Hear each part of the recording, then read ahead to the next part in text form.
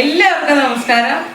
ഇന്ന് നമ്മുടെ വീട്ടില് നല്ല പഴുത്ത കപ്പയ്ക്ക കിട്ടി. അപ്പൊ ആ കപ്പയ്ക്ക കൊണ്ട് എന്തുണ്ടാക്കാന്ന് വിചാരിച്ചപ്പോ മോരുകൂട്ടാൻ ഉണ്ടാക്കാന്ന് വിചാരിച്ചു. അപ്പൊ അത് സാധാരണ മോരുകൂട്ടാൻ കഷ്ണം കപ്പയ്ക്കയാണെന്നുള്ളതാണ്. നല്ല പഴുത്ത കപ്പയ്ക്ക. അപ്പൊ കപ്പയ്ക്ക ചേർത്തു. കപ്പങ്ങ കൊണ്ട് ഒരു മോർ കൂട്ടാൻ. പച്ചമുളക് കീറിയത് ഞാനൊരു 3 ചേർത്തിട്ടുണ്ട്. കറിവേപ്പില ഇട്ടിട്ടുണ്ട്. കുറച്ച് വെള്ളം ഒഴിക്കാം. കഷ്ണം വേവാനുള്ള വെള്ളം, ആവശ്യത്തിനുള്ള ഉപ്പ്, അല്പം മഞ്ഞൾപ്പൊടി. നമുക്കിത് അടച്ചു വെച്ചിട്ട് വേവട്ടെ. പെട്ടെന്ന് വേവും, നല്ല പഴുത്തതാണ്.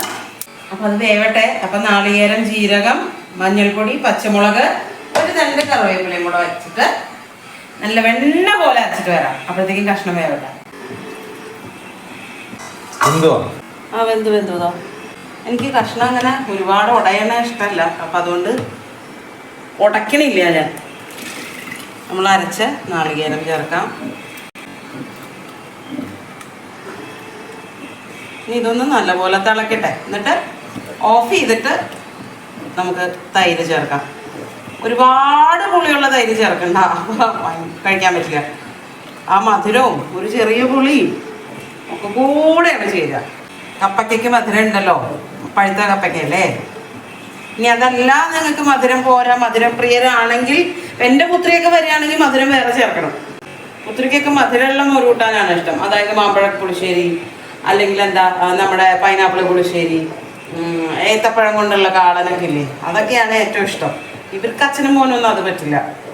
ഇവർക്ക് കുമ്പളങ്ങയും അങ്ങനത്തെ മധുരം ഇല്ലാത്ത കൂട്ടാനുകളാണ് ഇഷ്ടം. ഇതിപ്പോ പതയെ അല്ല, നല്ല പോലെ തിളച്ചു. ആ നാളികേരത്തിന്റെ പച്ചവാസനയൊക്കെ പോയിട്ടുണ്ട്. ഈ സമയത്ത് നമുക്ക് ഉപ്പ് ഇത്തിരി കയറി നിൽക്കണമല്ലോ. ഉപ്പും ഒക്കെ ഒന്ന് കയറി നിന്നാലാണ് മോരൊഴിക്കുമ്പോൾ കറക്റ്റ് ആവുള്ളൂ. ഇപ്പൊ ഞാൻ ഗ്യാസ് ഓഫ് ചെയ്യാണ്. നമുക്കൊന്ന് ഇപ്പുറത്തേക്ക് മാറ്റി വയ്ക്കാം.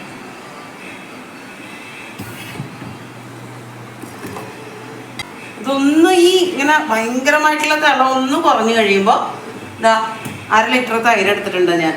ഇത്തിരി നീട്ടി വെക്കാനാണ്. അപ്പം അതിങ്ങനെ മിക്സിയിലടിച്ച് അതിൻ്റെ കട്ടയൊക്കെ കളഞ്ഞ് വെള്ളം മാറ്റിയിട്ടില്ല, അങ്ങനെ തന്നെ വെച്ചിരിക്കണം.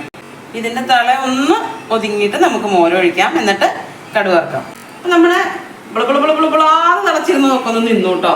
ചെറിയ തിളയുണ്ട്, എന്നാലും അപ്പക്കളം കുറഞ്ഞു. ഇനി നമുക്ക് മോരൊഴിക്കാം. മോരൊഴിച്ചു കൂട്ടാൻ, മോരുത്തി കൂട്ടാൻ.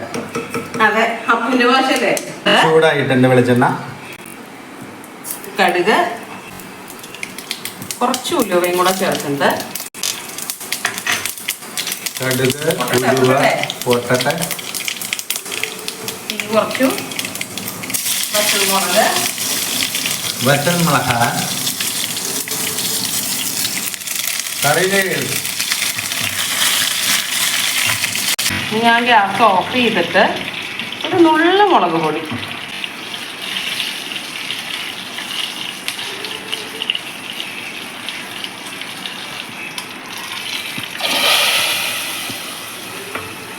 കപ്പങ്ങ മോർ കൂട്ടാൻ ഈസ് റെഡി.